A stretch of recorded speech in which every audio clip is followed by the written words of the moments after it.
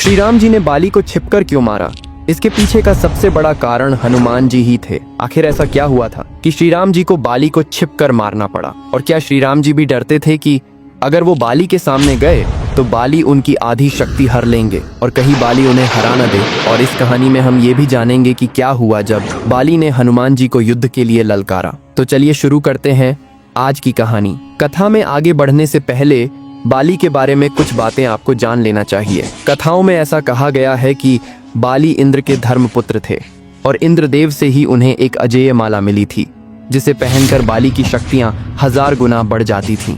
इन शक्तियों से बाली ने बहुत सी लड़ाई लड़ी और सभी में उसको विजय हासिल हुई। इसके बाद बाली ने ब्रह्मा जी की तपस्या की, जिससे खुश होकर ब्रह्मा जी ने उन्हें वरदान दिया कि वो जिससे भी लड़ाई करेंगे तो उसके शत्रु की आधी शक्तियां बाली में आ जाएंगी। इस वरदान के बाद तो बाली ने राक्षसों को अपने सामने टिकने ही नहीं दिया और हजारों राक्षसों का उन्होंने वध किया। एक ओर जहां बाली अपने पराक्रम से अपनी शक्तियों का डंका बजा रहे थे, वहीं दूसरी ओर रावण भी उसी समय असीम शक्तियों का मालिक बन चुका था और तीनों लोकों में तबाही मचा रहा था। रावण का सामना उस समय कोई नहीं कर पा रहा था। रावण को अपनी शक्तियों पर बहुत घमंड था। उसको लगता था कि उसके सामने कोई नहीं टिक सकता। जब रावण को बाली के बारे में पता चला तो वो रावण अपनी शक्तियों के अहंकार में बाली से लड़ने किष्किंधा चला गया।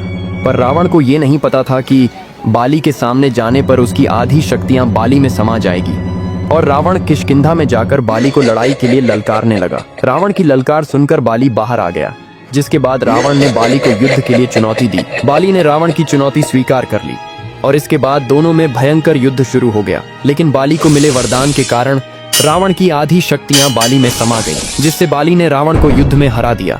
इसके बाद बाली ने रावण को अपना बंदी बना लिया। रावण से जीतने के बाद बाली को अपनी शक्तियों पर बहुत ज्यादा घमंड हो गया था और अपनी ताकत दिखाने के लिए रोज रावण को अपनी बगल में लेकर घूमने जाने लगा। इसके बाद रावण ने बाली से माफी मांगी और दोनों के बीच मित्रता हो गई। लेकिन इसके बाद बाली का घमंड आसमान छूने लगा। एक दिन बाली अपनी शक्ति के घमंड में चूर जंगलों में घूम रहा था और पेड़ पत्थरों को उखाड़ उखाड़ कर फेंक रहा था। उसी जंगल में हनुमान जी श्री राम जी का जप कर रहे थे। जब बाली हनुमान जी के पास पहुंचे तो उन्होंने हनुमान जी से कहा कि क्या पूरे दिन राम नाम जपता है? राम नाम को छोड़कर अपने राजा बाली का जप करो। हनुमान जी ये सुनकर मंद मंद मुस्कुराए और वापस अपनी भक्ति में लीन हो गए। ये देखकर बाली को बहुत गुस्सा आया। बाली ने हनुमान जी से कहा कि मैं तुम्हारे राम से ज्यादा शक्तिशाली हूँ और कहा कि अगर तुम्हारे राम मेरे सामने आ जाए तो मैं उन्हें भी हरा सकता हूँ। जब तक बात खुद पर थी तब तक हनुमान जी ने कुछ नहीं कहा, लेकिन जब बात उनके प्रभु पर आई तो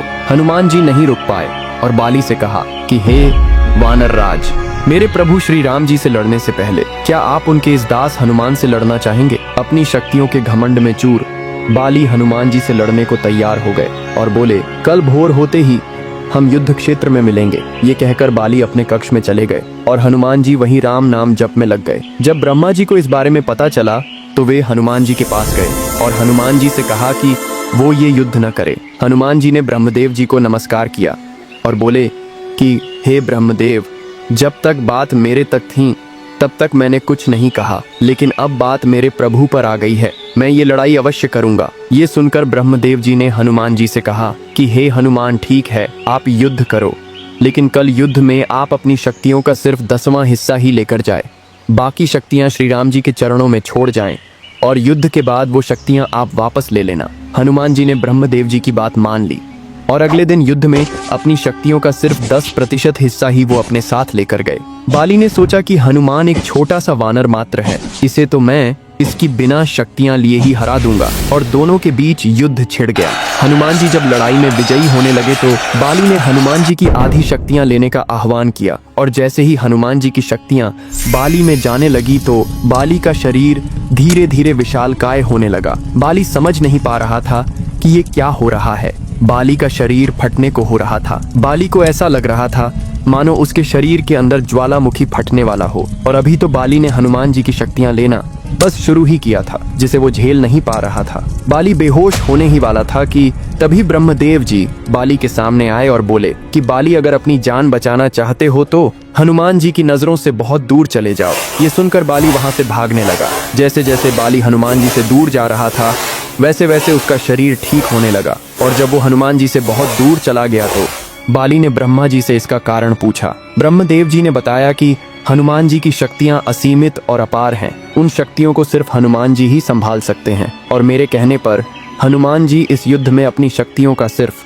10वां हिस्सा ही लेकर आए थे और उन शक्तियों के अंश मात्र से ही तुम्हारा ये हाल हो गया। सोचो, हनुमान जी अगर अपनी पूरी शक्तियों के साथ आते तो तुम्हारा क्या हाल होता। ब्रह्मदेव जी की बातें सुनकर बाली को अपनी गलती का एहसास हुआ और उसका घमंड चूर चूर हो गया। इसके बाद बाली ने हनुमान जी से माफी मांगी और हनुमान जी से कहा कि हनुमान जी, आपके अंदर असीमित शक्तियां हैं, लेकिन फिर भी आप इतने शांत कैसे रहते हो। और ये कहकर बाली हनुमान जी से माफी मांगने लगे। हनुमान जी ने कहा कि अगर माफी मांगनी ही है तो प्रभु श्री राम जी से मांगिए, मैं तो उनका एक छोटा सा भक्त हूँ। और ये कहकर हनुमान जी ने बाली को अपने गले लगा लिया। इसके बाद बाली श्री राम नाम का जयकारा लगाने लगे और ये युद्ध शुरू होने से पहले ही खत्म हो गया। अब बात करते हैं श्री राम जी ने बाली को छिपकर क्यों मारा। दरअसल इसके पीछे के कुछ तथ्य रामायण में लिखित है। श्री राम जी सुग्रीव को अपना मित्र बना चुके थे और उन्हें वचन दे चुके थे कि वो बाली का वध अवश्य करेंगे, क्योंकि बाली के पापों का घड़ा भर चुका है और क्षत्रिय होने के नाते